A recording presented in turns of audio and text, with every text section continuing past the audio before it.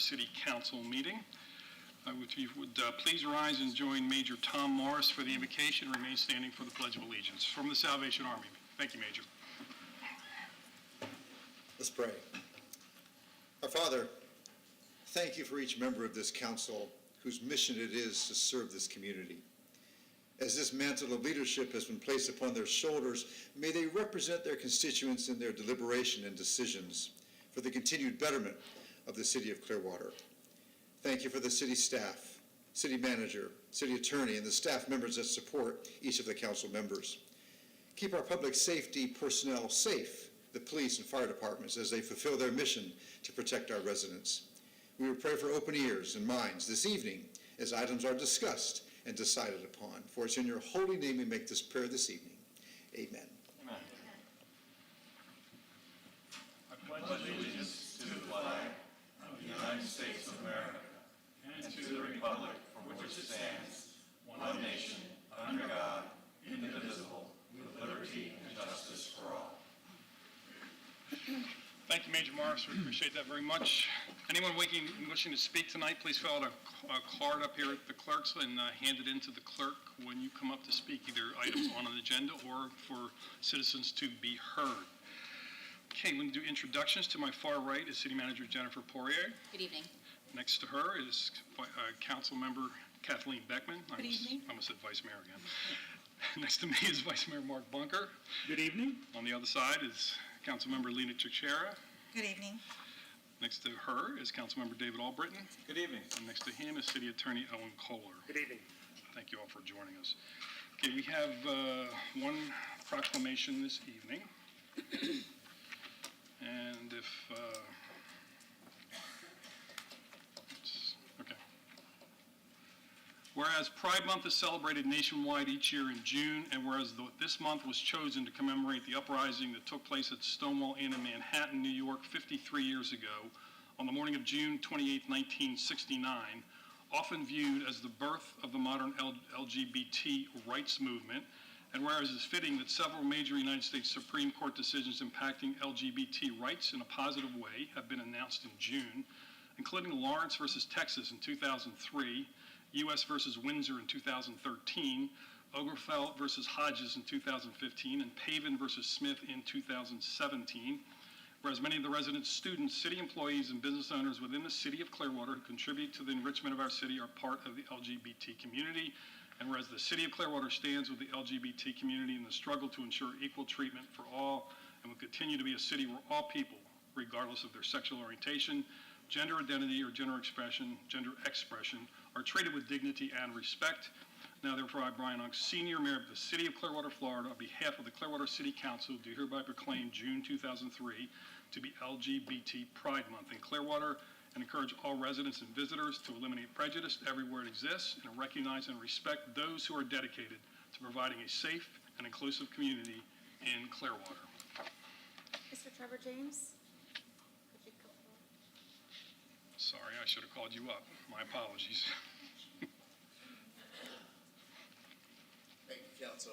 Trevor called me and said he would be running really late. I think there was an accident on his way here. So just on behalf of Trevor, I'll accept it. And thank you, Mayor, council members, for the proclamation. Appreciate it. Thank you.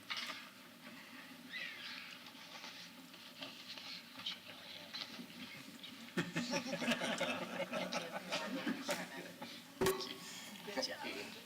Shake his hand for me. Yes, I will. Yeah. Tell me he's okay.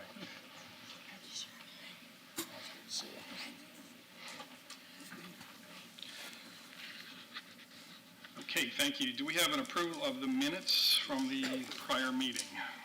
Motion to approve the minutes. Second. All in favor? Aye. Unanimous, thank you. Okay, it's now time for citizens to be heard regarding items not on this evening's agenda, not on the agenda. Please keep your comments to 3 minutes, and please turn your cards in to the clerk.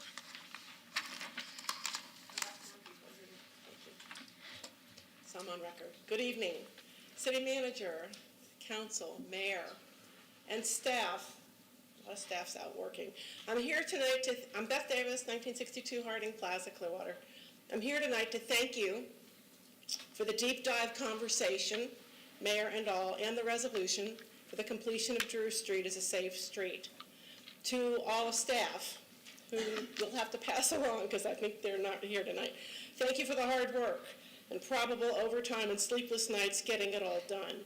When you should have been celebrating graduations or summer break with your kids, you were working for us and for council. Perhaps you wanted to be putting a final touch on Coachman Park, which is probably on your list. But planning, legal, engineering, traffic control, and more from all of us, and my phone buzzes too, thank you.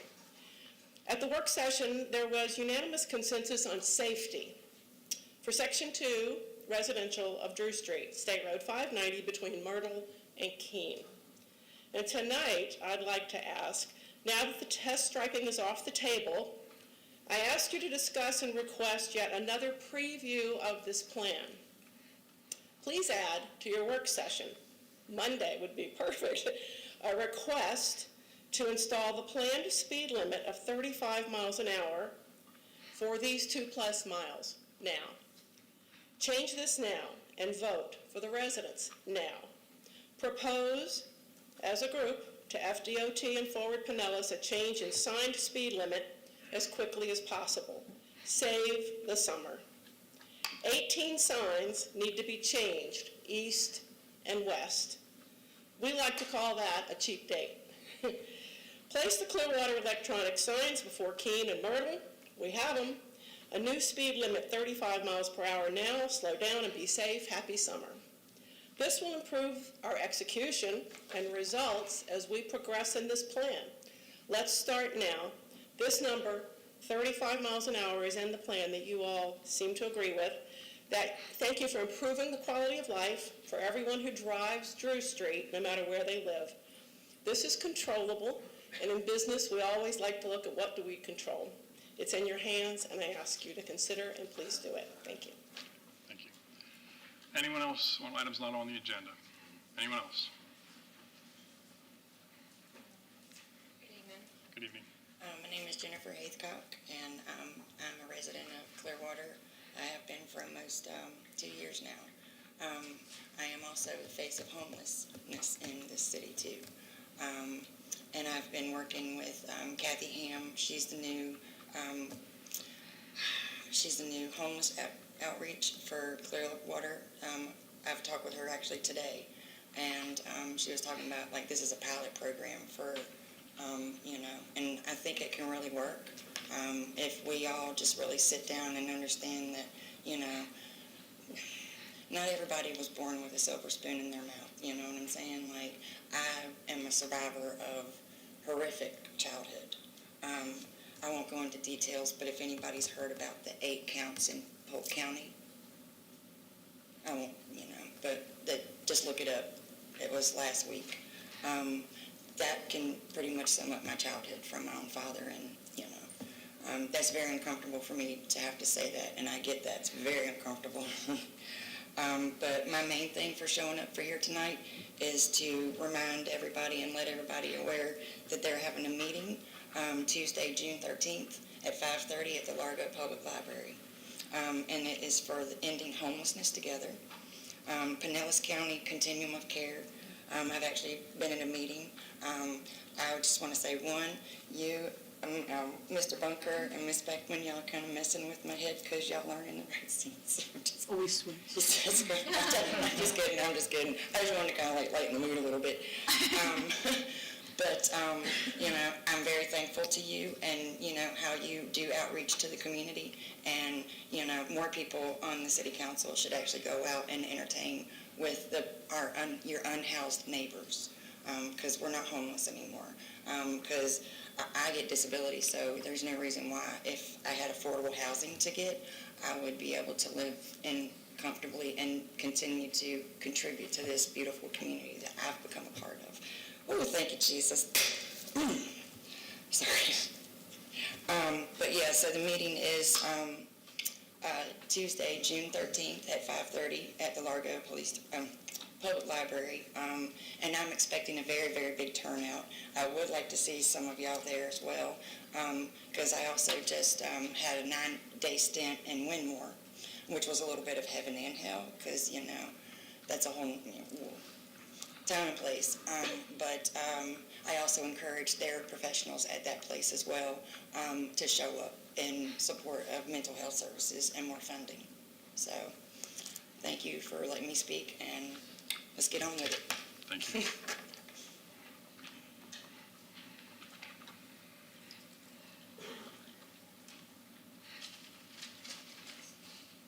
Good evening, I'm Norm Bill, I'm the Veterans Advocate, and I might be repeating myself in some of these things, but that's what retirees do, because we have a new team that's forming up.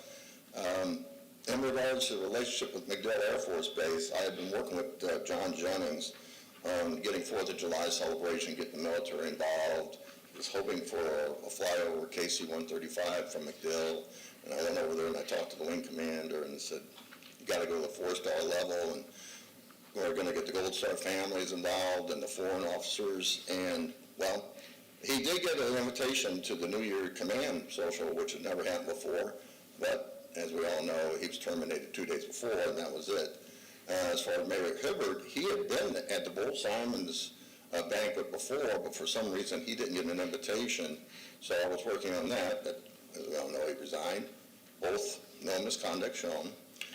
So we had the banquet, and one of the final acts, I guess, of Chief Slaughter was, he was there with our city manager, and 2 people were honored that I didn't know were going to be honored, but I knew them well. One was Wayne Fisk, PJ on the Sante raid to get the POWs out of Vietnam. He was my mentor when I was a lieutenant at Scott Air Force Base, and Major General Harrell passed away from cancer. Before he did that, I'd had a lithograph signed by and I presented to Courtney Robinson, Channel 10, who was the MC.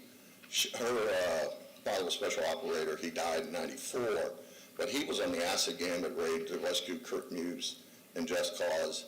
And I gave that to her, but I didn't know his widow was going to be there, so I was glad to point out that it was signed by General Harrell.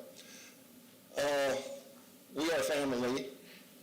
But that's one of the things I've talked about, and the other high-ranked people said, we don't want an inclusive military. We are family. We want to be inclusive.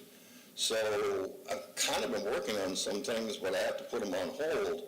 The wing commander there, Colonel Bingham, Chief Gee, they're very amenable to opening up a relationship, and kind of duplicated off Scott Air Force Base where they marry up with certain organizations.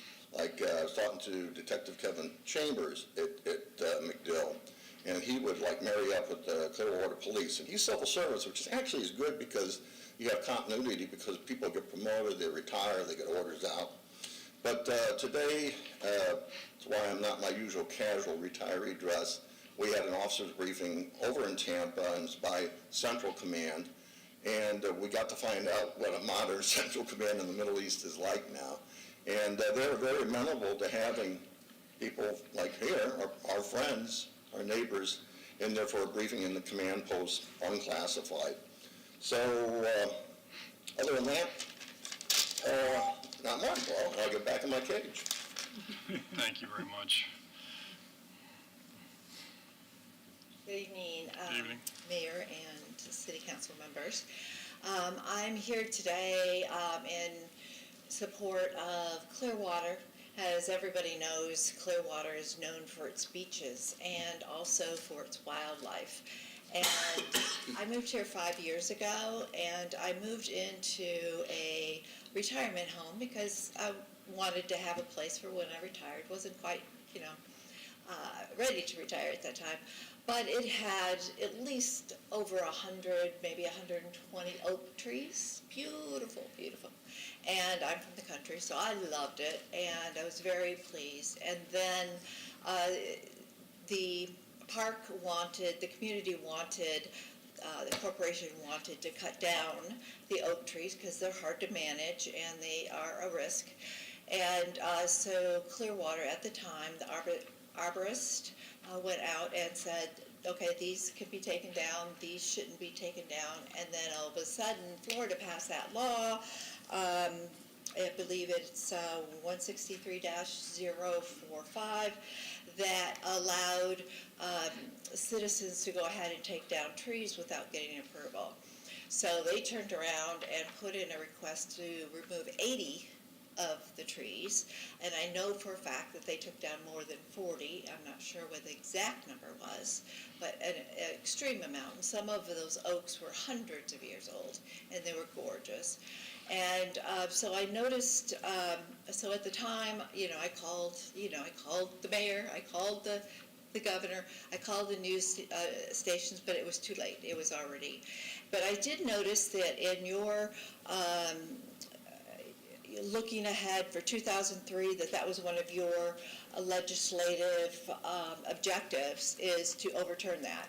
I seen that on your website, and I was excited about that. So I went on the website to see where the bill was and how it was progressing, and I found out that it actually died on May 5th in the Community Affairs Committee.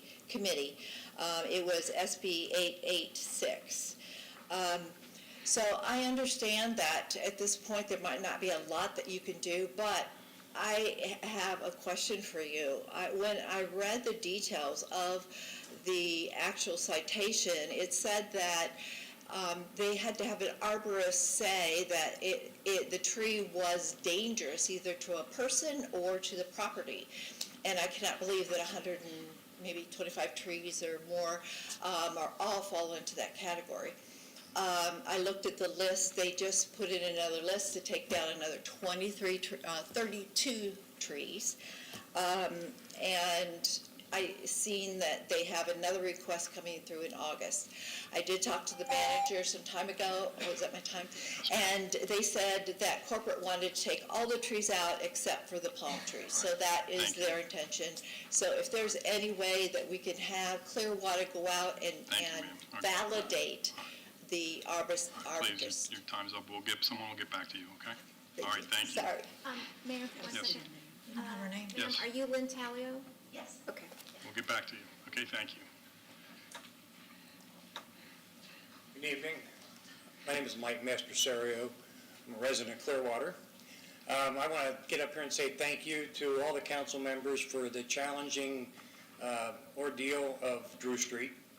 I want to thank Councilman Albritton for bringing it up, because that changed it, and we tried to do a striping. And that thought it's better not to do that.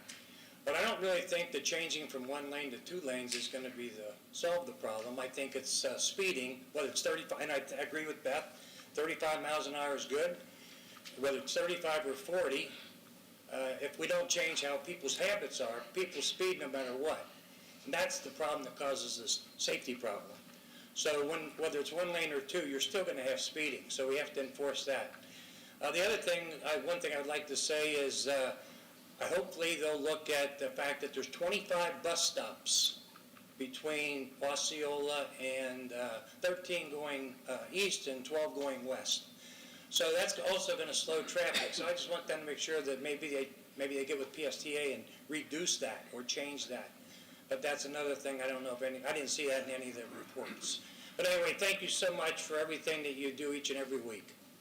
Thank you. Anyone else on items not on the agenda? Not on the agenda.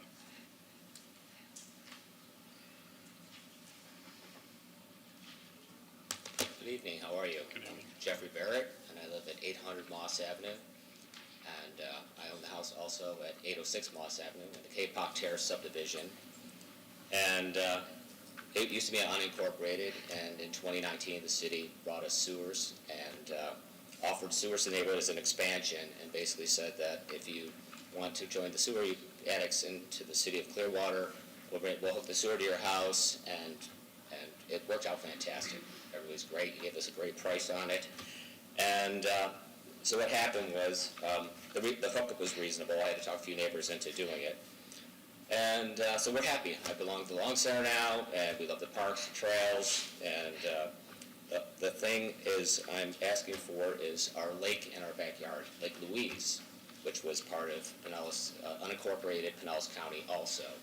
And now the city of Clearwater has taken it over. There's 12 residents that live on it, and we own 2 of them, my spouse and I. And the lake has turned green, and it's all algae.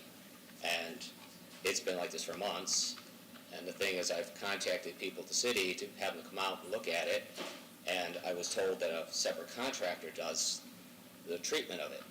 And I said, well, can we get more treatments or do something more here? But they say, well, we're limited on what we can do because they don't have control over how much I guess they could spend on this lake. Well, I wouldn't be complaining if other lakes look like this or ponds, but there's a pond 2 blocks down from us on Glen Oak that's right at the Capoc entrance to the park, and that is, ours is a freshwater spring-fed lake. I've been there 30 years, and it's never had this issue before. But if the pond down the street, which was actually trickier for years, wasn't clear, and then I go to other parks, I've seen other lakes, and they're all clear, I'm like, we need something to be done about this lake. I don't know what happened to it.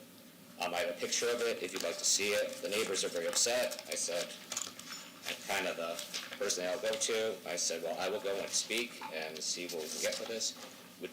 Can I just set this here? Did I show up?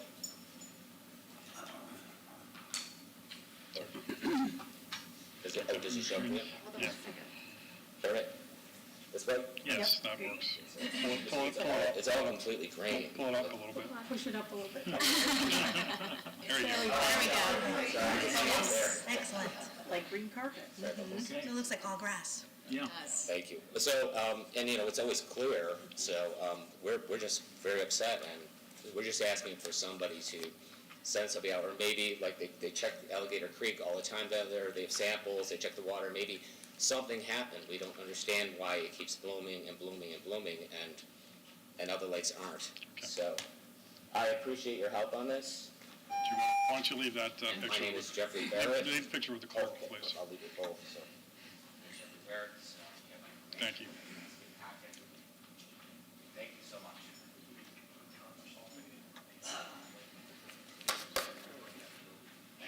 Thank you.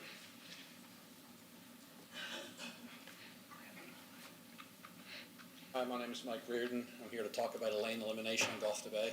It's a joke. Go for it. Next. Couple things. For a lot of people don't know, and I don't know if this is the first time, maybe you do, or maybe Mike does. Clearwater got a silver Bell Seal Award. And there's 2 more levels. It's bronze, silver, gold, and platinum. I don't know if you've ever got one, but the city of Clearwater got a Bell Seal Award. It's for mental health. And I think with the lady who bravely came up here and talked about the situation with homeless, that's a real feather in our cap. I've never heard of Clearwater, but I might have missed it, getting an award, any of the 4 categories for the program. We also just did a great job, and the pastor or minister, I don't know what your rank is, whatever, talked about the safety of the police and fire and everything, but I think he should mention, or future people might want to mention, the people in the sanitation department and working at in the sewer plant. And if you've ever seen the guys hanging off the back of the truck that picks up the stuff, the debris, I saw 2 guys on the back of a city trash truck, and it was starting to rain, and they were trying to finish their run and picking up all the stuff that, when I put stuff out, if it's thorns or nails, I put a note or chop it up or something, or I see them, I go, hey, you don't use your bare hands. And so there's a lot to be thankful for in Clearwater. We take advantage, we take it for granted that the sewers are always going to work and the water's going to be clean, and a lot of people say they don't like the taste of the water. Most of us like the water we grew up with. But getting water pretty much from an aquifer is different than when you have a beautiful man-made reservoir. And I don't think we get much, I don't think we get any in Tampa in their reservoir that's man-made. Anyway, back to Drew Street. I appreciate Mayor Onks, who went out there and walked with me, and I understood his idea. I knew it was going to be very pricey, and I knew he wasn't going to agree to anything in the millions of dollars, and I knew Councilmember Albritton was not going to go along with a multi-million-dollar pilot study. If we could have done one in 3 or 4 months for minimal cost, that's a different story. But the issue is not, there's no room on the road. The gentleman just mentioned about safety and everything. There's no room. Before anybody has any opinion on Drew Street, they need to really walk it, and maybe more than one time. because there's places where there's 22 inches max for a pedestrian, and the pedestrians are not speeding, but they're the ones that speeding cars are going by. So I hope we stay the course. I know a lot of people will be involved. The design is far from complete, but I hope we do stay with a streetscape plan. Thank you all very much. Anyone else on items not on the agenda?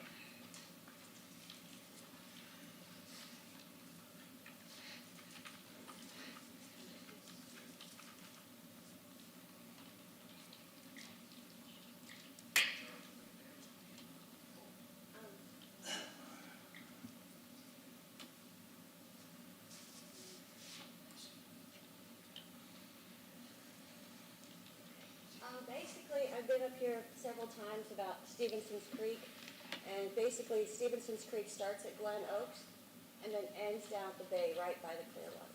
And I've been trying to get it cleaned up, asking people to do stuff, but I haven't had much help. So I've been doing stuff. We've got dumpsters that are sitting on drains all around Stevenson's Creek, and I've complained. So here are some, this is Glen Oaks. So that's what it looked like. We had people come out. That's after we cleaned it up. It's a lot better. This is just going to go on and on. This is just pictures of trash and cleanup. And it goes from Glen Oaks. I skipped through. There's some cleanup people. People came out and helped. I had other people helping.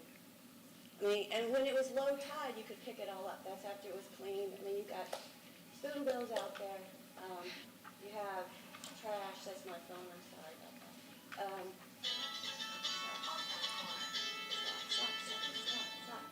Okay, so here you have trash, and the water was low. You could have gone out and picked it up, but the problem is stormwater doesn't pick it up. There's some bags of trash. It's at Glen Oaks. This was one night. We picked up 14 bags, big bags of trash.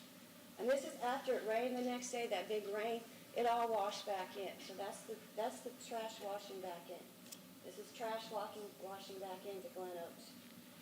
This is the thoroughway underneath Court Street going, and then all this trash basically goes on down to Stevenson's Creek. And you could get underneath there and clean it up when it was low tide, but you can't get any more. Now you have trash going down Stevenson's Creek toward the golf course. Now I'm going to skip over the golf course, and this is basically in Stevenson's Creek. This is what you see. You see styrofoam. There's people living underneath these bridges. I don't know if people could help. But this is basically what the shoreline looks like, and mainly on city properties, like across the street from the water. That's after I cleaned it up. This is dirty. That's after I cleaned it up. I picked up bags and bags and bags of this stuff. And after I ran out of the bags that I brought with me, I realized I could just pick up plastic bags and put the trash into plastic bags everywhere. I think I picked up 16 more. It's ridiculous. There are so many styrofoam cups out there. You could build a styrofoam, giant styrofoam cup. I don't know, but it's all around, and it's just floating out of the mangroves. You don't even have to go grab it. And this is the little stuff. It's just floating everywhere. And this is the trash bags. I've got a 10-4-foot board, and I didn't have anything on it but me, and I could barely move. And that's after I took the other giant trash bags, which I left at the top of Stevenson's Creek and went and picked up later. Now, when I was cleaning up this area, there was a manatee that surfaced, and that's what it looked like after I was done. So please, guys, the stuff you put in Stevenson's Creek ends up in the bay at the end, okay? I don't know how to explain it any better. Anyone else? Items not on the agenda.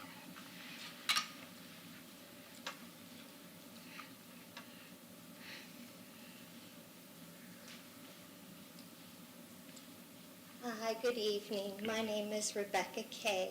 I've been a resident of Clearwater since 1970. My mother grew up here. She graduated from Clearwater High, so I've been here pretty much all my life. And I've lived off of Drew Street for 44 years in the same neighborhood. And I live in, I consider, the most dangerous part of Drew Street between Saturn and Highland. And Mr. Reardon a little while ago. I'm right where the flashing sign is that tells people when they're going west how fast they're going. And I call the police every time. 54 miles an hour today I saw somebody going down the road, so I will call. I said, I never see an officer patrolling that area. And I wish that they would do that for the speed. I think even 35 miles an hour is sometimes too fast, but people don't adhere to the 35 mile an hour speed limit in our area.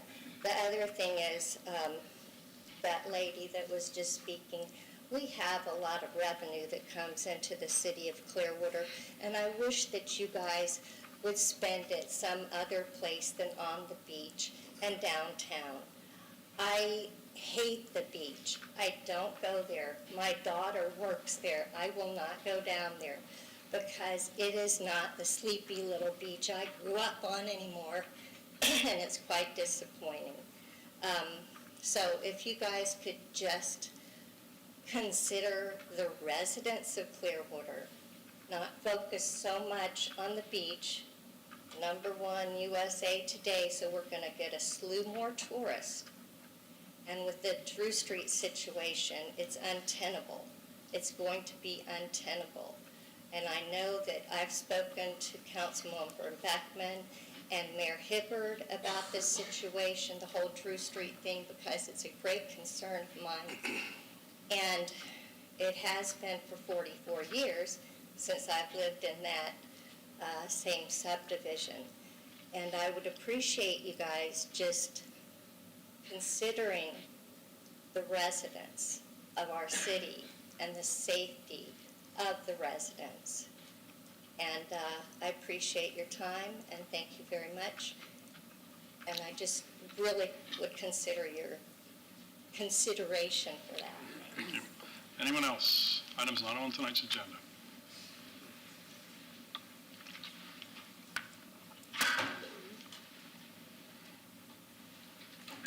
Good evening, Council. Good evening. Hi, my name is Trevor Racine. I am the chair of the Clearwater Pride Community Committee. I just received our proclamation for LGBT Pride Month in a parking lot down the street and figured I'd come and just say thank you. So I wanted to quickly share a few words about what this means to our community and just, again, thank you all. This folder that I was holding earlier, this is the strength of our community and its allies. And it goes further than just the folder and the piece of paper. It's about the visibility. So I want you all to know that the visibility means more than you probably will ever see. And I, again, thank you for issuing this proclamation. Our strength is most present when we don't have to back down to hate and when we don't back down to hate. It's most present when we disprove their bigoted, hate-filled campaign slogans and when we uplift our communities instead of piloting into those hate-filled campaign slogans. So again, thank you for taking a strong stance against this.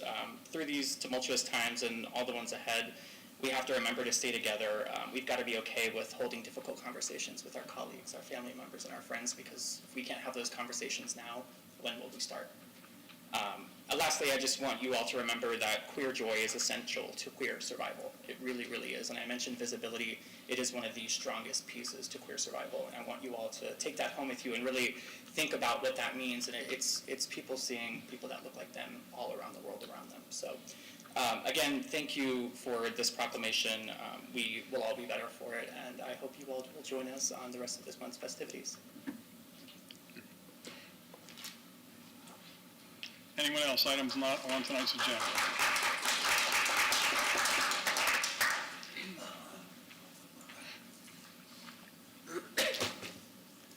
I'm Mr. Haluba.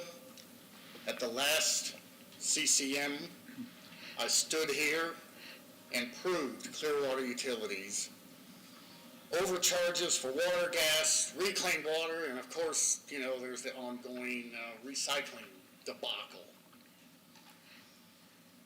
These charges are levied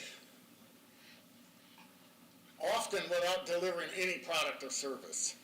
I spoke directly to you, Ms. Beckman. I requested a response from you as I stood here. I also sent you a couple emails requesting a response. Got nothing from you. You claim, Ms. Beckman, to be responsive to the citizens, and you solicit feedback well, I'm a citizen. And you can talk about helping the homeless and making housing more affordable. But in reality, I don't believe you really care. When you ignore a citizen like myself, your hypocrisy and cowardice is on full display. You even sit there sometimes and you spew county, statewide, sometimes even national statistics as if they absolutely reflected what's going on in Clearwater. They often do not.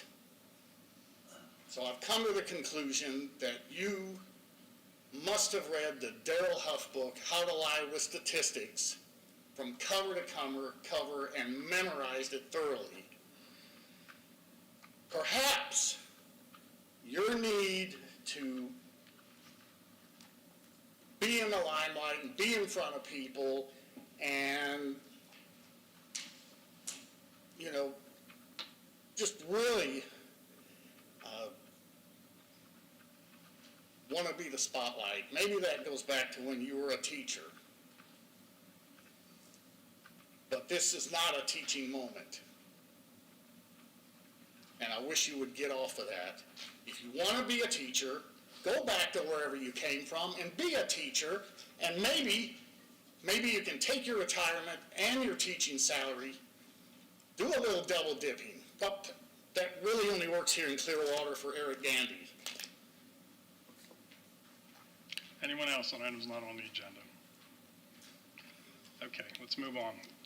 We have consent agenda items. Is there anything to be pulled from the consent tonight? Or do we have a motion to approve the consent agenda?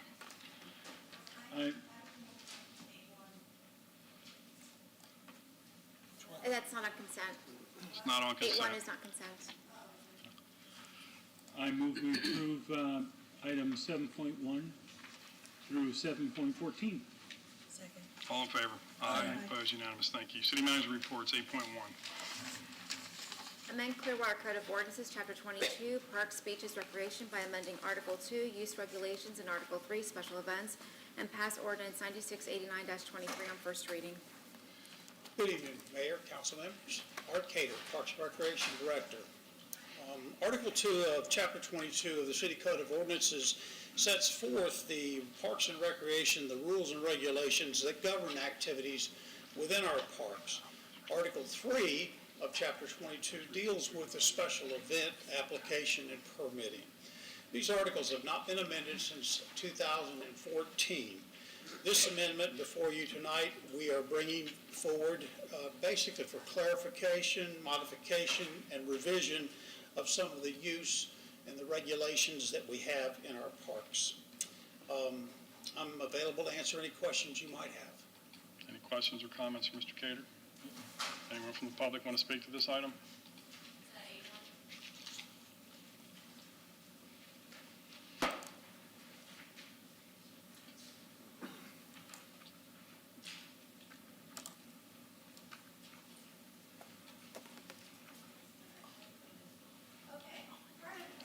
Please give us your name. Kathy Sheridan, can you get this one? Thank you. All right, part of 8.1 has you guys renaming the Clearwater Country Club to, Clearwater Country Club, which has been around for 100 years. Here's their website. They talk about all the stuff they've done. They like the name. But you guys are changing it with this thing to the Clearwater Golf Club. And part of my whole thing with Stevenson's Tree trying to get it cleaned up, I had an issue with the golf club, so I was sort of interested in why you guys were changing it. And that you said it was because you didn't want the country club kind of thing, but the Clearwater Golf Club is actually the name of the company that runs the golf club. So you basically are naming the golf club after the company that's managing it. So that's just a little bonus there. The golf club sits in the middle of Stevenson's Creek. It's listed as impaired. I'm trying to figure out why it's impaired. When the water goes into the golf course, it's clear, it's got trash all in it, but that's to be considered. There's dumpsters everywhere. When it comes out, it's this pea green soup. And there's dead fish by the exitway. And so I started looking at it. 10:30 one day, I noticed that they were doing sprinklers. And you're not supposed to run sprinklers after 10, so that was one thing. And then found out that they were pumping water into a couple places. This is by the clubhouse, and you can hear it. This is a video. Let's see. Okay, well, it's a video of it pumping water in. And then you've got a car wash station, and that goes into the creek. And then you have another thing of water pumping in at the end of the creek. And so that's a video of it. You can hear it. And this is right at the end, right before it goes into Stevenson's Creek. They're pumping something in. I complained to the county. The county sent me to the city. The city said, inspector basically said everything was fine, and the city does cleanups on the creek, which was a lie, they never do. And they basically he'll monitor it. So I didn't like that response. I sent one to the Florida Department of Environmental Protection. They basically came out and they said that when they got out there, they couldn't find the pipe. That pipe that I showed that was pumping water, and that's gone. And that's on May 25th. And let's see. And also, you guys are going to have to replace, you guys are replacing the entire sprinkler irrigation system at the Clearwater Country Club, or named the Country Club, whatever you guys are going to name it. And that's a huge expense. And that's not part of the contract for them to pay for it. The city's going to have to pay for that irrigation. Now, I went online and just typed in how much is irrigation. $1.2 to $2.3 million to put golf course irrigation in. That's what the city is going to have to pay so the club can continue. And here's the contract. If you want to look at the contract, I sent it to y'all. I have it with. I mean, basically, you guys are giving. They get to pay you. You gave away the golf course. Thank you, Ms. Flaherty.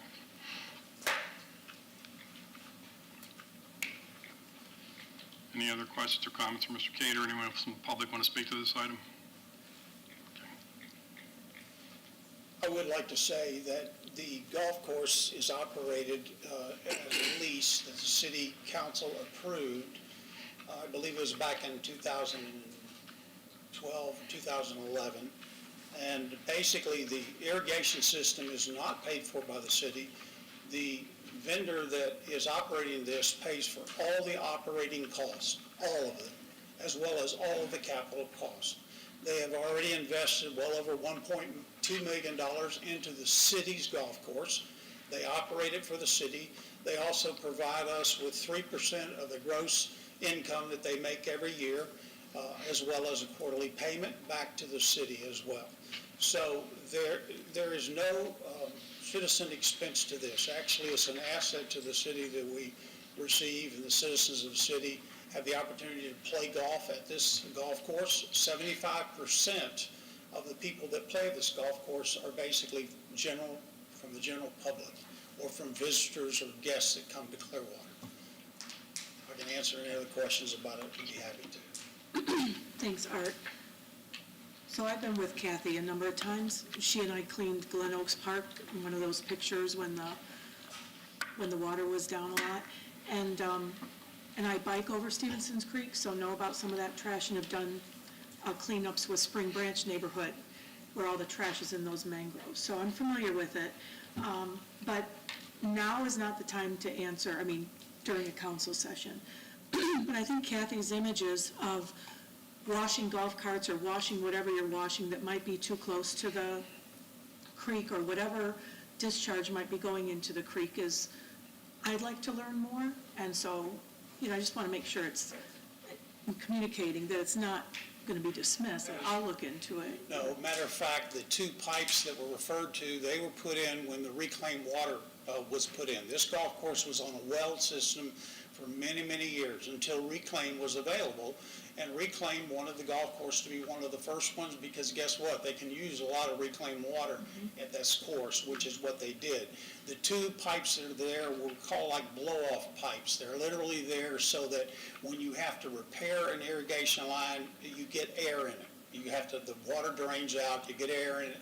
So in order to get the irrigation working again, you have to flush it out till you get pressure back. And that's what those two lines were.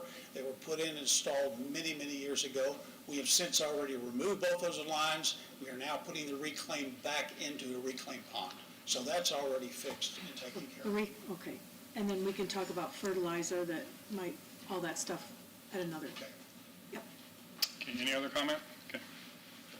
Ordinance number 968923, an ordinance of the City of Clearwater, Florida, making amendments to the Code of Ordinances, Chapter 22, Parks, Beaches, Recreation, by amending Article 2, Use Regulations, and Article 3, Special Events, to clarify, revise, and modify existing articles and sections, providing for severability and providing for an effective date. Thank you. 8.2, please. But is it Sorry, I didn't have time, I'm sorry. Move to approve agenda item 8.1. I'm confused. I thought we didn't have to, on first readings, we didn't have to take a motion. Okay, my mistake. It's okay. All in favor? Aye. Opposed? Unanimous. 8.2, please. Approve the use of admission tickets and VIP passes for city-sponsored events, co-sponsored events, and events at the Sound City Council policy, and authorize appropriate officials to execute same. Art Cater, Parks and Recreation Director. Staff is looking for your direction regarding the establishment of a new council policy, 5-8, to govern the use and distribution of tickets, reporting of tickets, VIP passes for special events sponsored by our co-sponsors and also as the City of Clearwater. This is needed in order to update and clarify the current processes as well as address the ticket allocation from the new venue license agreement between the city and Ruth Eckerd Hall. At the direction of the City Council, we have added some language since the work session that basically addresses the issue of who the tickets are given to and who actually uses the tickets. And that will be a requirement that has been included. With that, I can answer any questions you might have. Any questions or comments from Mr. Cater? Okay, anyone from the public wish to speak to this item? Okay. Do we have a motion? Do we have a motion? Yeah, move to approve agenda item 8.2. Second? All in favor? Aye. Opposed? Unanimous. Thank you. 8.3, please. Approve amendment to the Clearwater Code of Ordinances, Chapter 21, offenses, repealing Section 21.12 relating to prostitution, and pass Ordinance 9675-23 on first reading. Good evening, everybody. Michael Wallach, Interim Chief of Police. This item was presented on Monday at the work session in reference to the repealing of the prostitution ordinance. I can answer any questions if anybody has any. Any questions or comments? Anyone from the public want to speak to this? Come on up. Please state your name. Please keep your comments to 3 minutes. So I'm just curious to know, because again, I'm not really sure. I'm going to speak on the next couple, just because I like to ask questions and educate myself. So what exactly about this ordinance? Again, I don't know anything about it. So like, what are they requiring? The reason why we're looking to repeal this ordinance, we don't use it. We use the state statute instead of the ordinance. Okay. Thank you. Okay. Ordinance number 967523, an ordinance of the City of Clearwater, Florida, repealing Section 21.12, Code of Ordinances relating to the offense of prostitution, providing an effective date. Do we have a motion? Motion to approve agenda item 8.3. Second. All in favor? Aye. Opposed? Unanimous. Thank you. 8.4, please. Approve amendment to the Clearwater Code of Ordinances, repealing Chapter 21, Article 2, relating to the registration of ex-convicts, and pass Ordinance 9676-23 on first reading. Good evening, everybody. Interim Chief of Police Michael Wallach again. This item was presented on Monday also in reference to the repeal of the ex-convicts ordinance. I can answer any questions you have. Any questions or comments, Chief? Anyone from the public wish to speak to this item? Is that something state? Please come up, state your name, speak at the...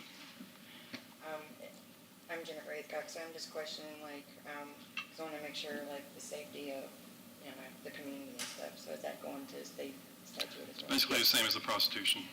Yes. Thank you.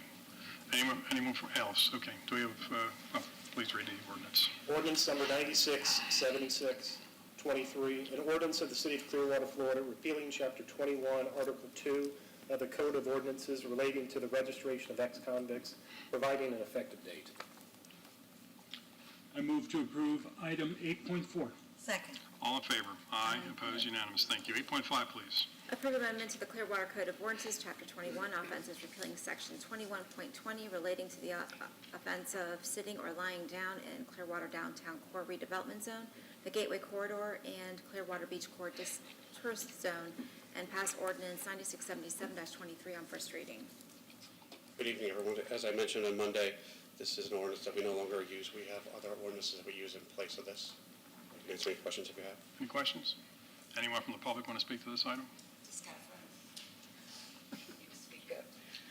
So we're State your gonna name make again, it please, for the illegal, record. And we're gonna, like. Please state your name again for the record. Jennifer Haycock. Thank you. A resident of Clearwater, San Francisco Falls, my address. So this one kind of like, it's a big problem here. Like, where do you expect them to go? Where do you expect them, if they don't have a residence to be able to even try to get a job, how are they expected to, and then you're only just adding more trouble to them by giving them a ticket and citing them for that. Like, we need to, that homeless, again, you can help. There's a meeting. Thank you. So I can say that. Okay, thank you. Any other questions? Please read the ordinance. Ordinance number 967723, an ordinance of the City of Clearwater, Florida, repealing Section 21.20 of the Code of Ordinances relating to the offense of sitting or lying down in the Clearwater Downtown Core Redevelopment Zone, the Gateway Corridor, and the Clearwater Beach Core District Zone, providing an effective date. Move to approve agenda item 8.5. Second?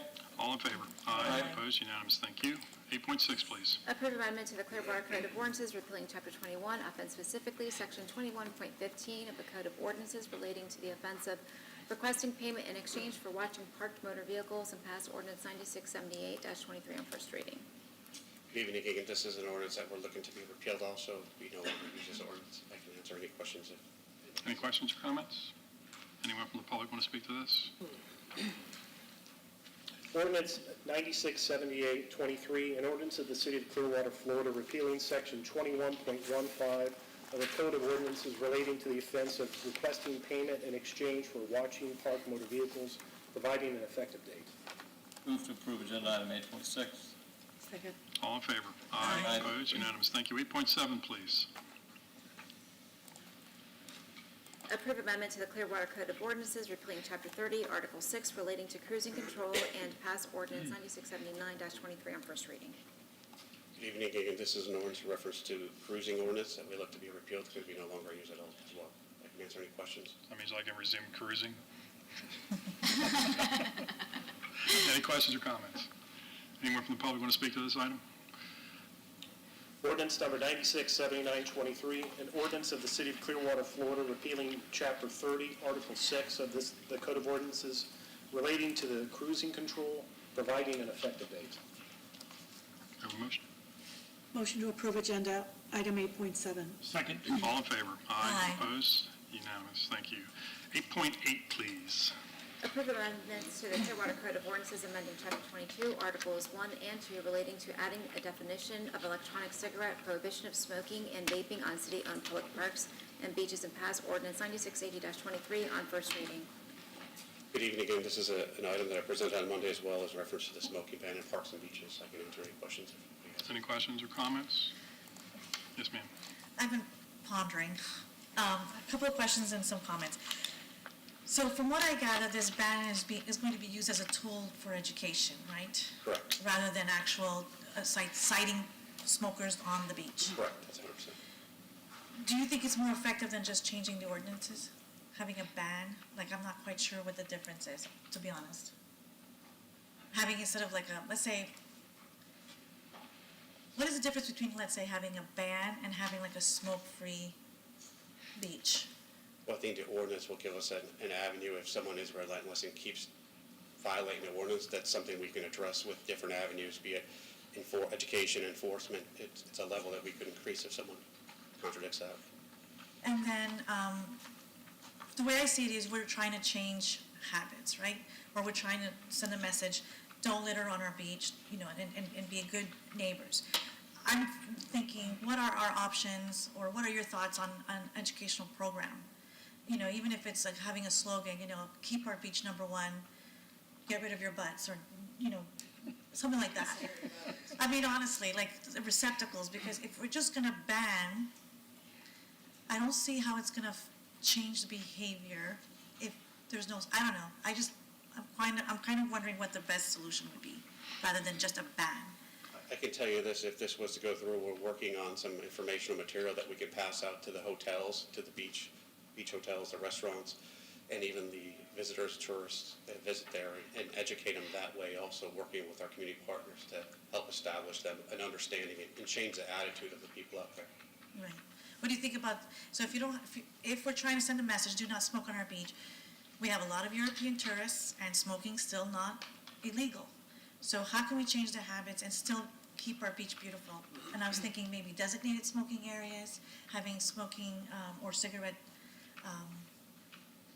disposable, I guess, units, I don't know, something to change the behavior rather than just ban it. I think the best way we can do it, it's going to take some time to educate everybody, as you know. I think using our social media platforms and various other platforms with the informational cards and getting that message out there. As far as the designated smoking areas, I think that would be very difficult to enforce because you'd have to have so many along the beach. And they could simply just walk to the beach walk and smoke out there. That, I understand that. I was just thinking sort of like sending the message, and we know it's banned, but we're not going to ostracize you completely. Well, here's a section for, you know what I mean? It's all about perception as well, right? Because sometimes smokers do feel like they're being criminalized. I understand that. I think the best thing that we can do is provide that information material via social media, placards, the handouts, and other stuff like that. Just like I said, just strive for the educational component in the parks and the beaches. Yes, sir. So I was reading through the ordinance, and I can't find it now. I brought it with me, but I remember it said something about public bathing beaches, and it gives a description of what a bathing beach is.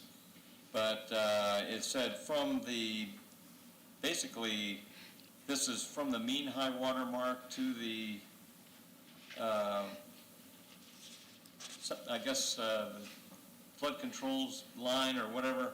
I mean, it doesn't really take, I guess what this really was trying to do is take all the sandy part of the public beach. Is that correct? Correct. The part that's actually maintained by the city Parks and Rec Department, that's clean, raked, that area, not the private beaches, the public bathing beaches. Well, to me, the park maintained is like, especially like at Palm Pavilion or at the pier, goes all the way up to the, basically the park, to Beach Walk, and then down to wherever the high water mark is. It's purely meant for the sand from the beach walk to the water. Yeah. But people can smoke along Beach Walk, is that correct? Correct. I mean, it might help to put,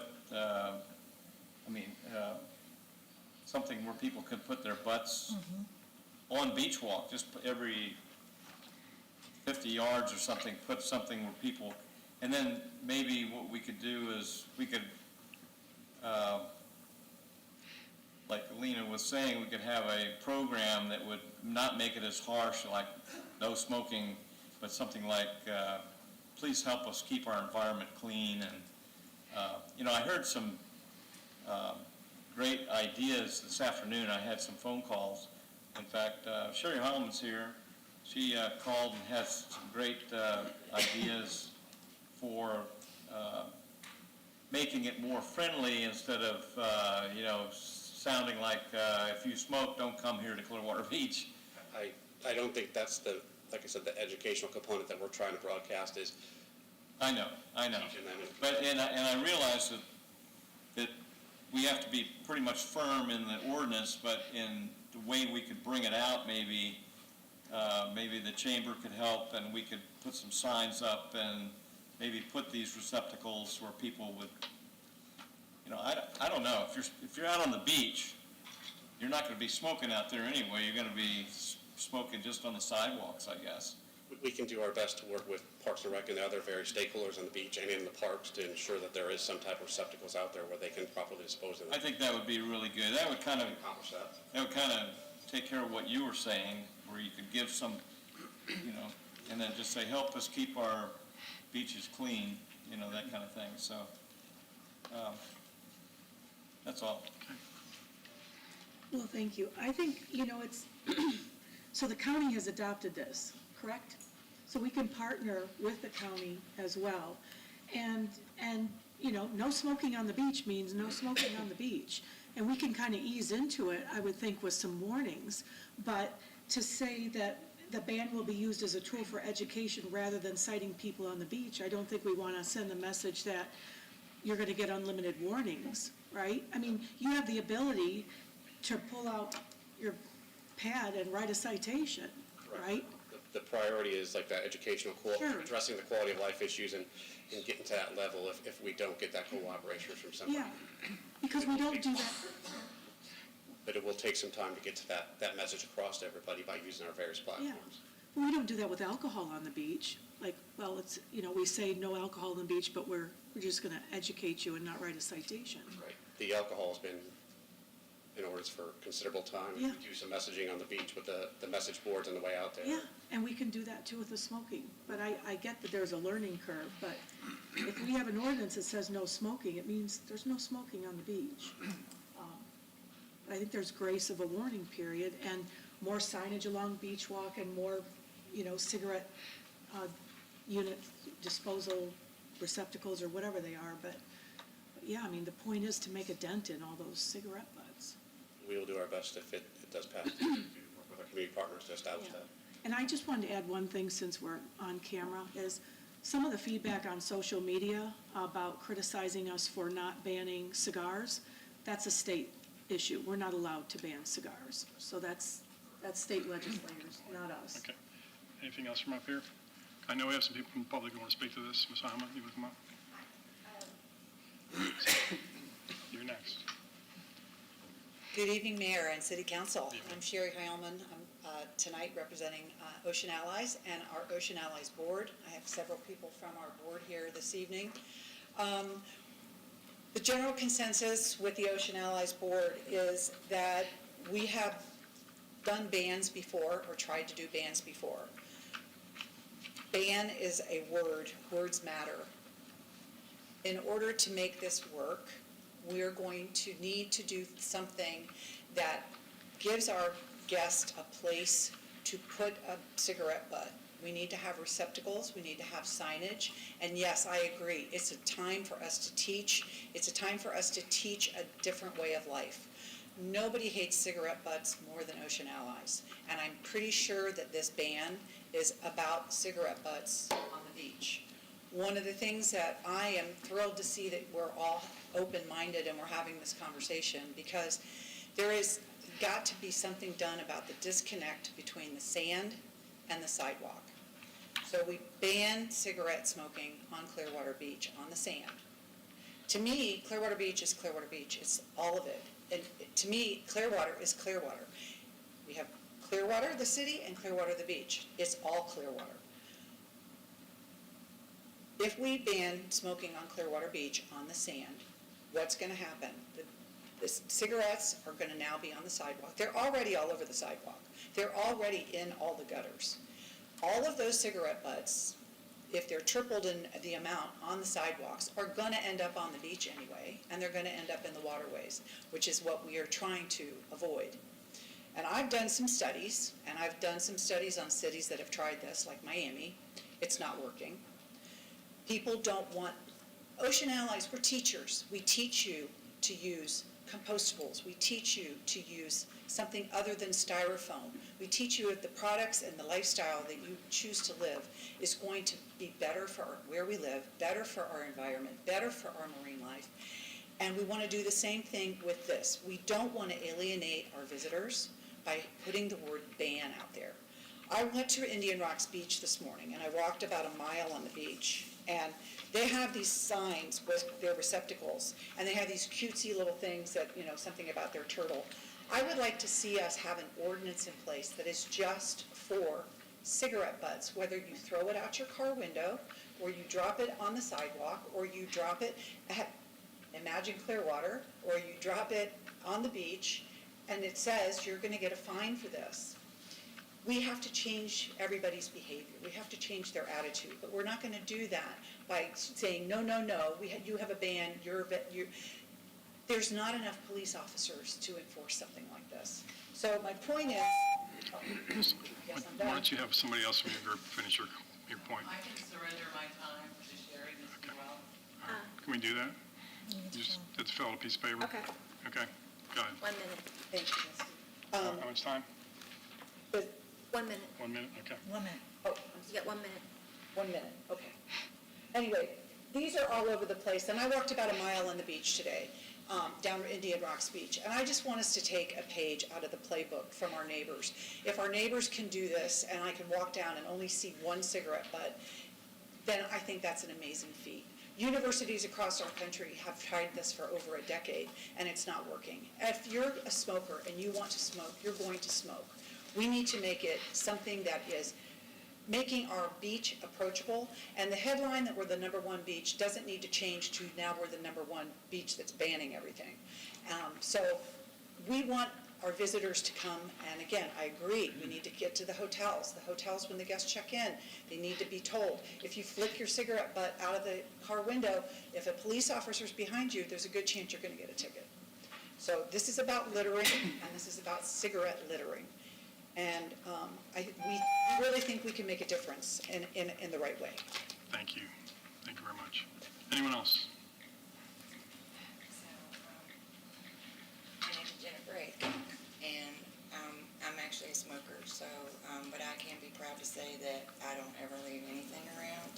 I make sure to put my stuff, and I can say that if the tools are there, the receptacles, you know, most of the time, like with the trash cans, most times people are going to use if it's there. It's got to be there, you know? So, but I'm trying to do my best to quit smoking, but that's not, I mean, if you never smoke, it's not that easy, so, to quit. But I'm all in favor in, like, trying to get the word out, like, hey, you know, like, where the warnings and stuff come from, you know, like, hey, we have receptacles for y'all, blah, blah, blah. And, you know, there does have to be some consequences for, you know, you can't just keep doing it over and over again and expect, you know, you're not going to get slapped with something. So I agree with that, you know, but there does need to be the social media presence to, you know, like, hey, let's keep our beaches clean for everybody, you know. So, and they carry around bottled waters, all kinds of stuff. That's what I do with mine. I put mine, you know, my Aunt Cootsy that was one of her biggest pet peeves was don't ever throw a cigarette butt out of the cars, so. Thank you. Thank you. Anyone else? Just have a thought that you know, when the straw issue came out, right, and everybody went to paper straws because of the environmental impact, if we take an approach like that, especially with our visitors, and we say, you know, some kind of slogan that help us save our eco-environment, please do not smoke on the beach. There are receptacles, you know, on the sidewalk for you to use, something like that. It gets to the heart of the person that's enjoying this and doesn't want to hurt the turtles or the crabs or whoever may eat cigarette butts. Thank you. My concern is the trash pickup. Please give your name, please. My name is Dolores Preston, and my concern is the trash pickup. You know, Largo, St. Pete and all, they have twice a week pickup. Maggots and flies are terrible. We need at least twice a week pickup between June and September to modify this. Y'all cut out twice a week pickup, but y'all didn't change the price. Y'all didn't change the price of our pickup. Ma'am, that's actually not this item.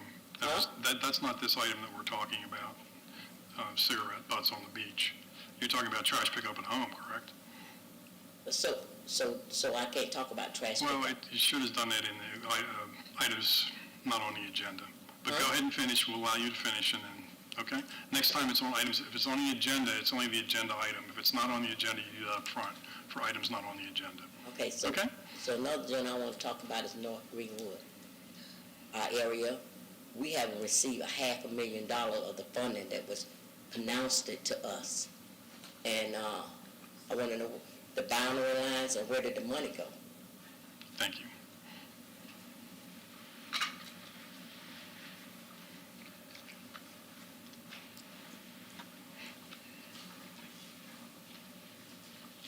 Good evening.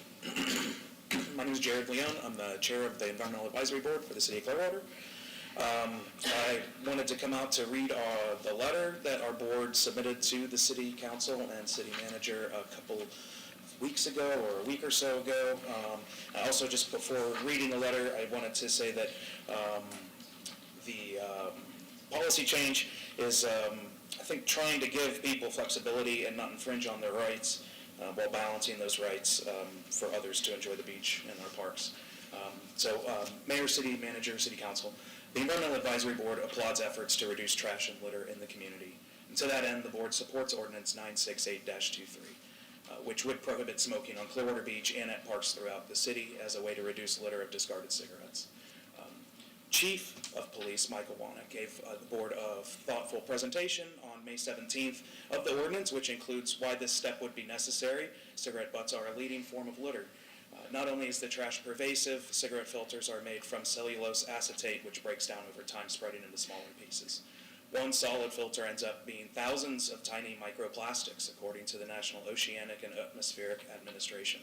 E-cigarettes are also a growing environmental concern and would be prohibited as part of the ordinance. Already, the city of St. Petersburg passed an ordinance restricting the use of tobacco at its beaches and parks, and Pinellas County leaders are developing or already have developed rules to prohibit cigarettes at its beaches and parks as well. The City of Clearwater Environmental Advisory Board urges the City Council to adopt Ordinance 9680-23. Thank you for your consideration. Thank you. Anyone else from the public on this item? Okay, any further discussion? Ordinance number 968023, an ordinance of the City of Clearwater, Florida, amending Chapter 22, Article 1 and 2, providing the definition for electronic cigarette, use regulations to prohibit smoking and vaping in city-owned public parks and beaches, providing for a severability and providing for an effective date. I move to approve item 8.8. Do I have a second? This is hard. Second. All in favor? Aye. Opposed? Unanimous? Okay. Now, I would like How to, did- go May I ahead. have a clarification? How did you vote, Ms.? I'm going to go for it, but I'm going to really make an effort to do this education program. I'll Yeah. follow through with that. Well, yeah, and I'd like to see us, as Ms. Hyman said, somebody else get those receptacles out there, and possibly, as she said in a call to me today, promote a smoke-free environment instead of saying it's a ban. So maybe we can, let's see how it goes and tweak it, but get some of the receptacles out there along Beach Walk and along Mandalay down to, as Councilmember Alberton said, down from the pier down to the Palm Pavilion area. And then let's see how it goes. I think it's a fluid situation, and I think we probably maybe revisit it at some point. Is that? And I like the ideas of signs too, over Yeah. the receptacles that draws people's attention where they are. And I think it's the way we bring it out could be better than just saying we're banning it, so. Well, and I guess, I wasn't contacted by anybody about problem with the language, but, the word ban has certain connotations, it's a little stronger, but you can say, smoking is not allowed on our beaches, and, and you can word it in less harsh ways, but, the point is, we don't want cigarette butts on our beach. And the reality is, the large expanse of our beach, people, if you're saying people are going to smoke, they're not going to get up and walk 20 feet and put a butt somewhere. They're going to put their, butts in the sand, because that's where they are. So I'm okay for softening language as far as what's on signage, but the point is that we don't want smoking on our beaches with butt discards on our beach. Fair enough. All right, any other discussion on this? Okay, 8.9, please. Approve revisions to the City of Clearwater Employees Pension Fund of 2011 and pass ordinance 9690-23 on first reading. This was a city attorney item. Mr. Margolis gave a pretty lengthy presentation on Monday, and this deals with changes related to the pension systems that relates to the fire chief and police chief. I'm open for questions. Any questions for the attorney? Anyone from the public want to speak to this item? I'm Mr. Halloumi. And I want to point out a couple of things. If we could get that up somehow. There we go. All right, first First of all, this, whereas the city is desirous of attracting and retaining employees, the fire chief, police chief, that's not my desire. The police department should be canceled and those services contracted with the primary law enforcement agency, Pinellas County Sheriff's Office. Likewise, the county also maintains fire protection. It's bad management, Ms. Poirier, to buy things that cost millions of dollars a year when they could be done outsourced and for much cheaper. And then you don't have to figure out who you're going to pull from one place and put them on top and create a, employment Jenga that's going to crash. That's why you can't hire anybody. The other thing I want to point out is this ordinance is written by the Board of Trustees. And I've already been told you're going to vote on it no matter what. How's Mr. Credico's going to sign off on this? So the Board of Trustees that wants this change to allow double dipping can't even write the document correctly with the correct people's names on it? It's outrageous. And the only reason this is being done is to try to retain Eric Gandy. I don't like Eric Gandy. I think he was a lackluster assistant police chief. I have personal issues with him. He's no good. Now, I did observe Mr. Margulis' presentation, and I don't know why we have all these attorneys on staff, but we have to get outside counsel opinion every single time something comes up. That's another department you can get rid of. If you have to hire consultants and hire outside attorneys at every turn, what do we need these guys for? But, according to Mr. Martos, he doesn't have any problem with this. He's got no personal problem with this. His hand gestures, his demeanor totally belied the ridiculousness and the wrongfulness of this change to the charter. And I'm going to stand here in the last few seconds and tell Mr. Margulis that delivering unethical and wrongful advice is a Clearwater bar, or a state of Florida bar violation. This should not be voted on tonight, at least until you get the paperwork. Anyone else wish to speak to this item? Just want to add that in terms of whereas clause, Mr. Margolis is the attorney for the Board of Trustees. And every now and then we do have to change a name. Sometimes we have to change the name of attorney in some ordinances. So it's not uncommon. But ordinance number 96-9023, an ordinance of the City of Clearwater, Florida, amending Chapter 2, Article 5, Division 3, Employees Pension Plan, amending Section 2.414, Participation, providing for inclusion in the code, providing for severability, providing for a repealer, and providing for an effective date. Move to approve agenda item 8.9. Second. All in favor? Aye. Opposed? Unanimous. Thank you. 8.10, please. Amend Rule 1, Section 2 of the City Council rules to provide for a 1:30 p.m. start time for work sessions and adopt Resolution 23-09. Any questions on this one? Anyone from the public want to speak to this? Okay. Resolution number 23-09, a resolution of the City of Clearwater, Florida, amending council rules providing an effective date. Move to approve agenda item 8.10. Second. All in favor? Aye. Opposed? Unanimous. Thank you. Anything else? Yes, sir. Staff does have an update as it relates to the information regarding Drew Street. We do have a brief presentation, if that's okay. This is not something that will be voted on by the council. There's no action being taken tonight. This is merely just an update from the meeting that we took place on Wednesday. And to clarify, I don't think there are going to be any more votes on this, correct? I mean, this is just going to be an information. This is information. Well, and down the road, when that DOT comes before us to give us updates on the design and get input. That's my understanding. But just so the public knows, votes are over. Correct, unless, like I said, unless there's something that comes up with the council, but yes, that's what staff's plan is.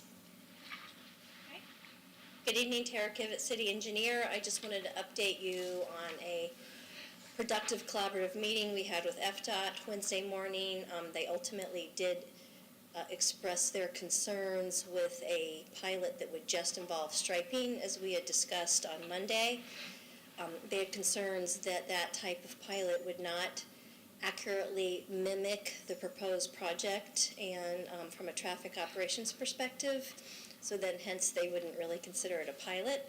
They are very open to doing like a phased type construction approach or basically a pilot to when they moving forward with their design to then construct the project in a phased approach, not including some of the medians that we have concerns with, perhaps not including the bike lane in the first segment, and see how that goes, monitor it, and then make adjustments as necessary.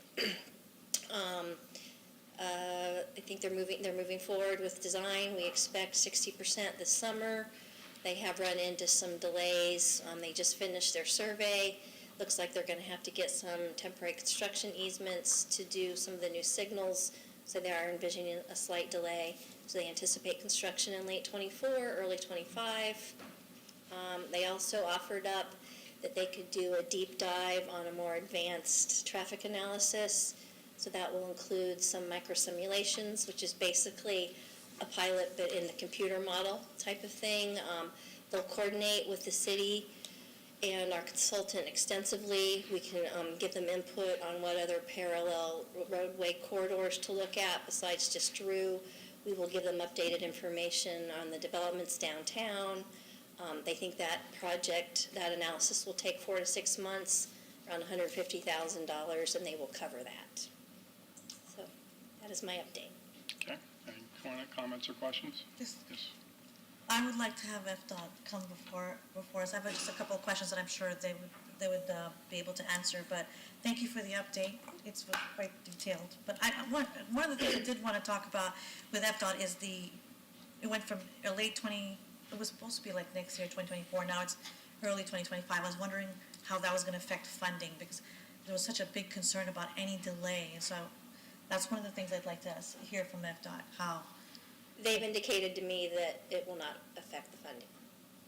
So this delay won't be affecting, but any other delay was going to be affected. Can I just, the delay was not because of us. The delay was just because of things that happened with them. Yes, sir. Yeah, and I did talk to Whit Blanton as well, and he said the delay wasn't going to,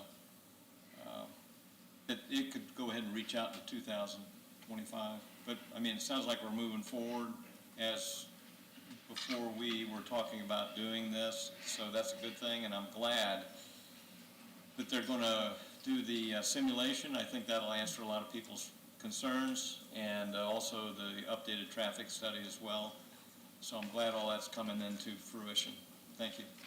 Yes, sir.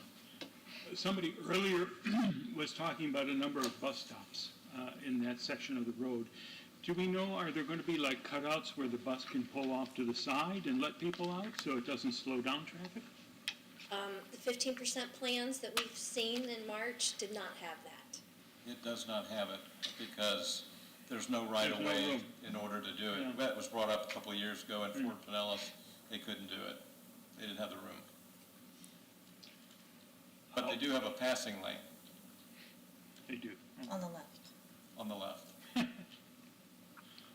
Okay. Thank you. Dominique? No, I'm good. Okay. All right. It's good to hear they're going to do a study at their cost and phase it in if that's what we want. But yeah, we would like to have a presentation when they're ready. I don't think we want to rush that. I want to make sure. We all want to make sure that they have something to present to us that's not just because we're asking, maybe a couple months down the road, because it's not going to start anyway for a while. Right. They're designing it, so hopefully before they design too much, they can bring it forward in case we have any questions or comments. We could have them come back and present their 60% plans Okay. that they expect to have in June. At a work session. Okay. And that might also be at a time that they would have updates as to the additional study that they did as well. Yeah, we still don't have the April numbers? We do not. Because they told us we'd see that last Friday. I'm sorry, I can't hear you. The April numbers, they told us we'd see that last Friday. They have not given that to us. They said it could take a while. I think I said a month or two, because they have to analyze them. I mean, just looking at numbers is not going to mean Right, okay. anything to us, Okay. so. All right, and how about the other stuff from your May 8th email? Have you gotten that information you requested, or is that all a moot point at this point? I think they've addressed most of it. Okay. We got the modeling efforts in the software that we can't open, but, which is expected, because we're not modelers, but I think they answered all of our questions. Okay. Any other questions or comments on that right now? Any further, Ms. Poirier, anything else? No, sir, that's it. All right, thank you. Any other city attorney reports? No, Mayor. Okay, closing comments by council. Let's start right to left today. Okay. So I just wanted to take a moment to call attention to one of our consent items.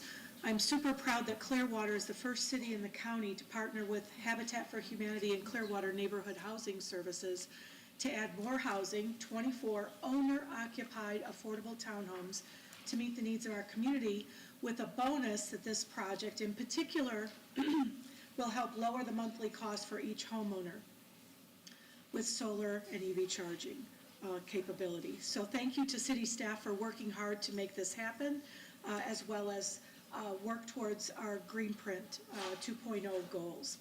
On that note, I'm also looking forward to the publication of our new city dashboard that will focus on housing. It should be coming soon.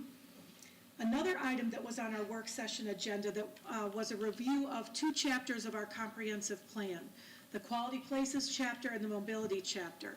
I would urge residents to review these. They are phenomenal chapters. They describe what do we want our neighborhoods and our community to look like, how do we want to get around, do we want multimodal transportation, safe streets, things like that. Other chapters include parks and public spaces, conservation and coastal management, and there's a chapter on support services. This is like our Constitution in the city, and it's called Clearwater 2045. There are 2 meetings scheduled at the end of this month, June 27th at the North Greenwood Rec Center and June 29th at the Countryside Library.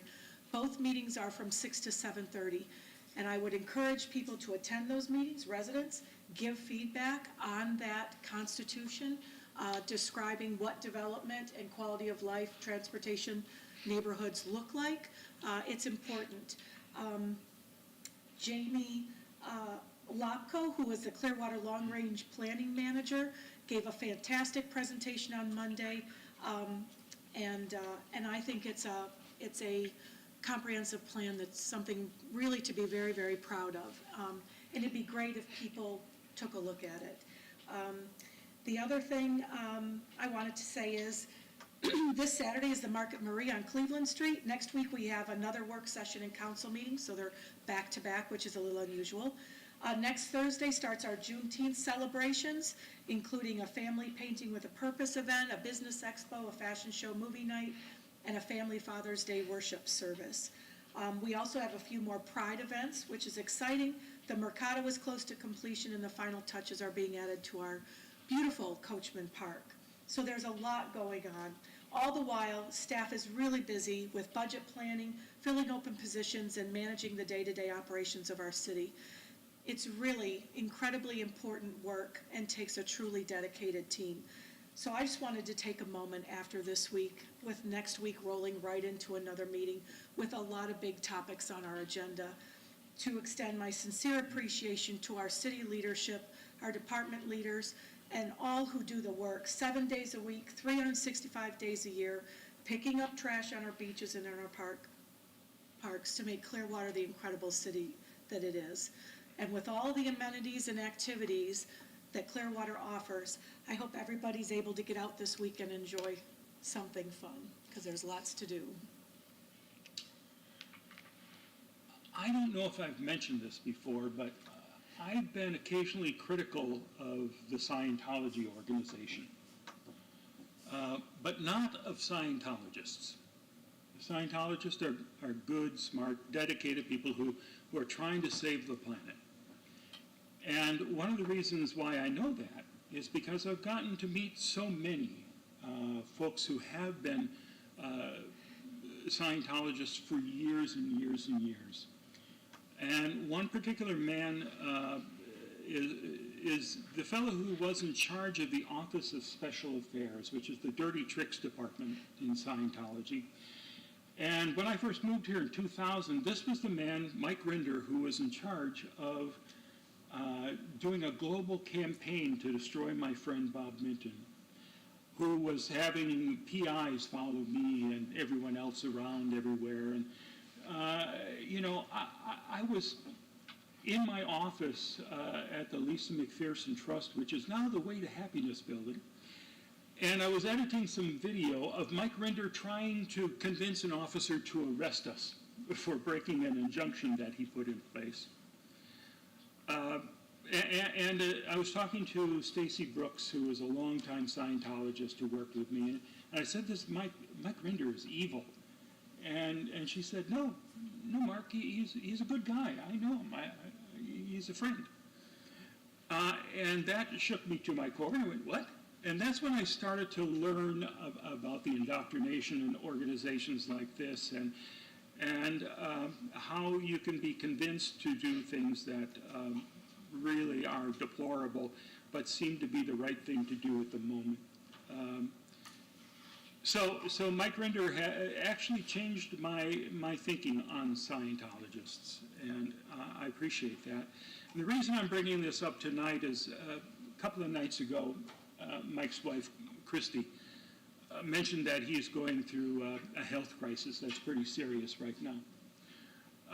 And I wish him nothing but the best. He has made amends by working tirelessly to help people who have been abused by Scientology now. He's the co-host with Leah Remini on Scientology and the Aftermath, and they've done a podcast as well.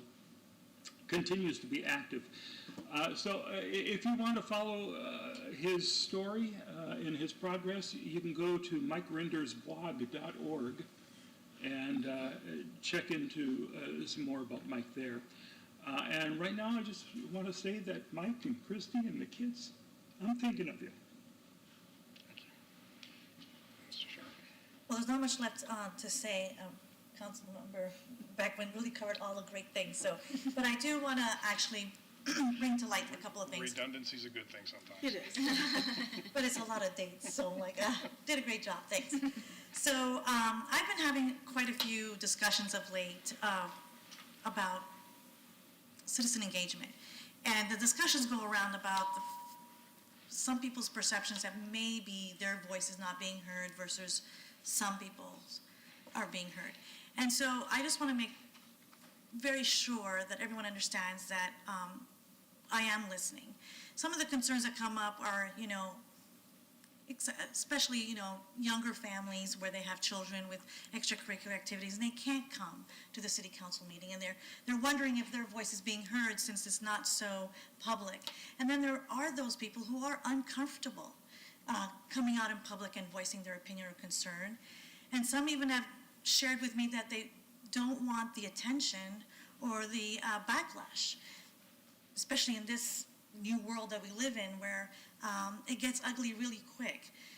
But I want to really assure everyone that whether you are one of those people that are here every couple of weeks and consistently contribute to the citizens to be heard, or that person that just emails me or calls me, it doesn't matter which format, I will be listening to you, and your voice is equal to everyone else's. Thank you.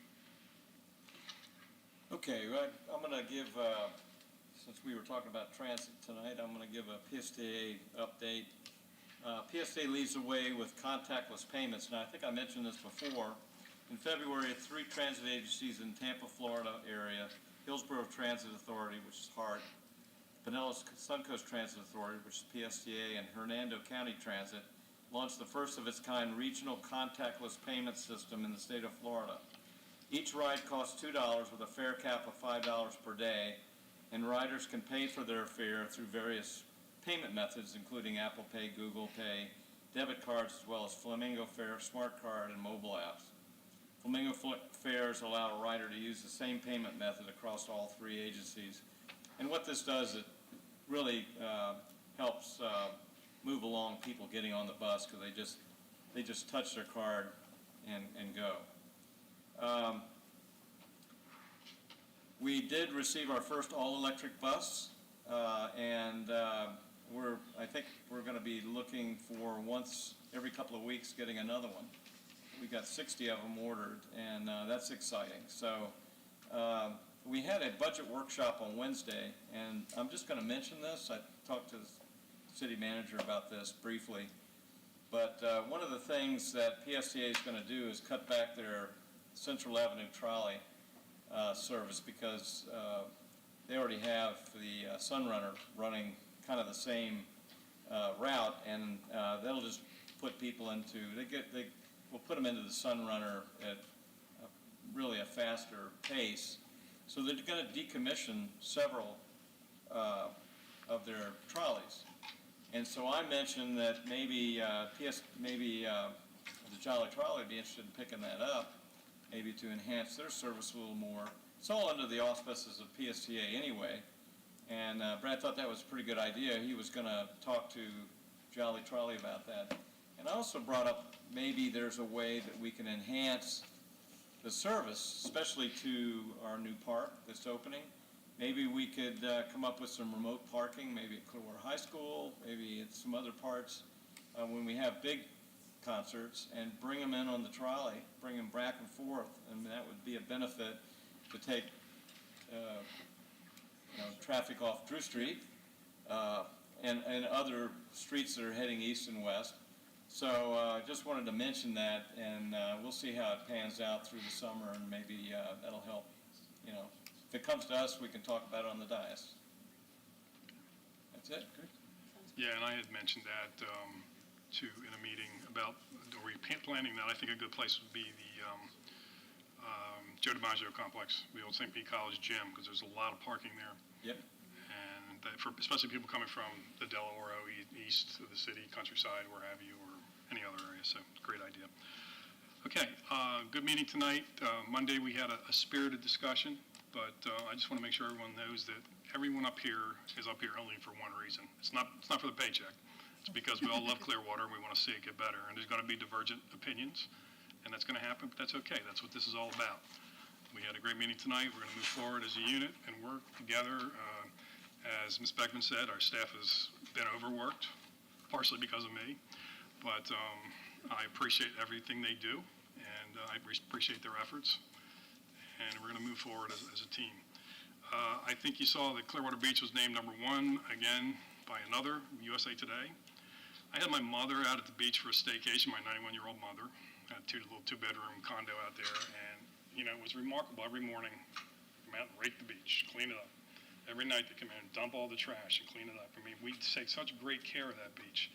That's why we have the best beach, one of the best beaches in the world, really.